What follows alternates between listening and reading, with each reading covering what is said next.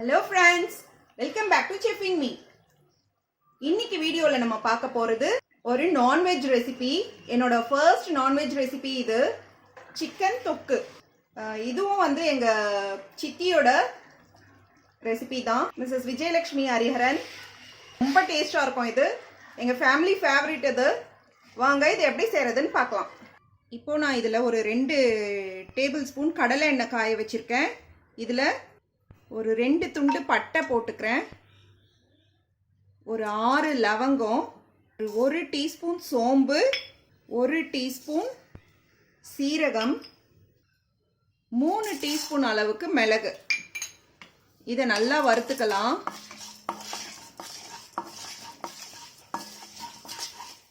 இப்போ இது நல்லா வறுபட்டுருச்சு.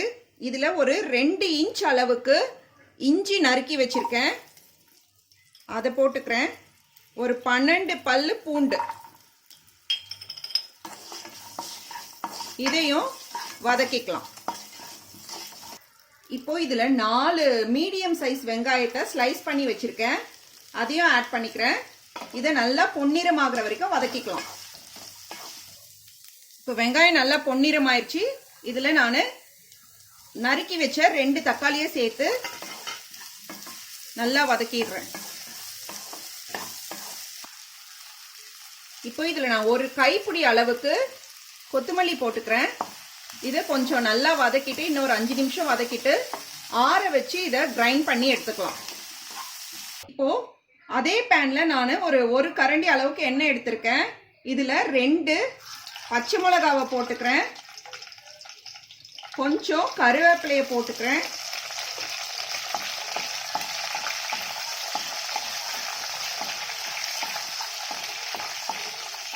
இதை வதக்கிட்டு சிக்கனை சேர்த்துக்கலாம். இப்போ நான் இதுல ஒரு 3/4 கிலோ அளவுக்கு சிக்கன் பீசஸ் போட்டிருக்கேன். இதை கொஞ்ச நேரம் வதக்கிட்டு ஒரு நிமிஷம் வதக்கிட்டு மூடி வச்சிடலாம். கவர் பண்ணி ஒரு 5 நிமிஷம் இது வேகட்டும். இப்போ இந்த வதக்கின மசாலாவோட நான் ஒரு 1/4 கப் அளவுக்கு தேங்காய் சேர்த்துருக்கேன். இதை மிக்சியில் பேஸ்ட்டாக அரைச்சி எடுத்துக்கலாம். இப்போ 5 நிமிஷம் ஆயிடுச்சு. சிக்கன் நல்லா தண்ணி விட்டுருச்சு. இதில் நான் ஒரு 1/2 டீஸ்பூன் மஞ்சள் பொடி சேர்த்துக்கிறேன். அதுக்கு தேவையான அளவு உப்பு சேர்த்துக்கலாம். 2 டீஸ்பூன் அளவுக்கு வெறும் மிளகாத்தூள், 1 டீஸ்பூன் சிக்கன் மசாலா. இதை நல்லா மிக்ஸ் பண்ணிடலாம். இப்போ அரைச்சி வச்ச பேஸ்ட் இதுல ஆட் பண்ணிக்கலாம்.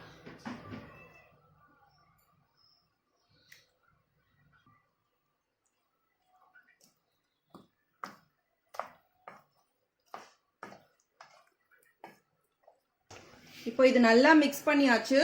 இதுல நான் 1 கப் அளவுக்கு தண்ணி ஊத்திடுறேன். தண்ணி ஊத்திட்டு இதை ஒரு 15 நிமிஷம் நல்லா லோ ஃப்ளேம்லயே குக் பண்ணலாம். கவர் பண்ணி குக் பண்ணணும். அப்பப்போ நடுவில் கொஞ்சம் கிளறி விட்டுக்கோங்க.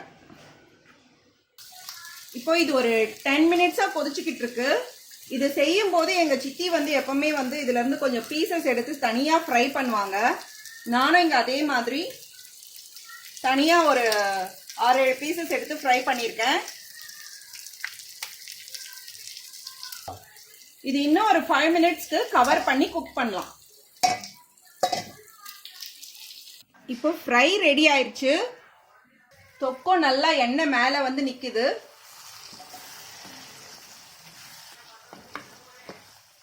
அவ்வளவுதான், நம்மளோட சிக்கன் தொக்கு ரெடி ஆயிடுச்சு.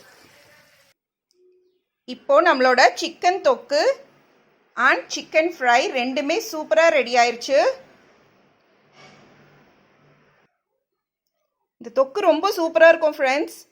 இதை சாதத்தில் போட்டு சாப்பிடலாம். இட்லி, சப்பாத்தி, தோசை எல்லாத்துக்குமே வந்து இதை சைட் டிஷ்ஷாக யூஸ் பண்ணிக்கலாம். இந்த ஃப்ரை வந்து ரசம் சாதத்துக்கு ரொம்ப நல்லாயிருக்கும். ரொம்ப ஈஸியான ரெசிபி இது. கண்டிப்பாக இதை ட்ரை பண்ணி பாருங்கள் ஃப்ரெண்ட்ஸ். பிடிச்சிருந்தா ஷேர் பண்ணுங்கள். செஃப் இன் மீக்கு சப்ஸ்கிரைப் பண்ணுங்கள். தேங்க்யூ ஃபார் வாட்சிங்.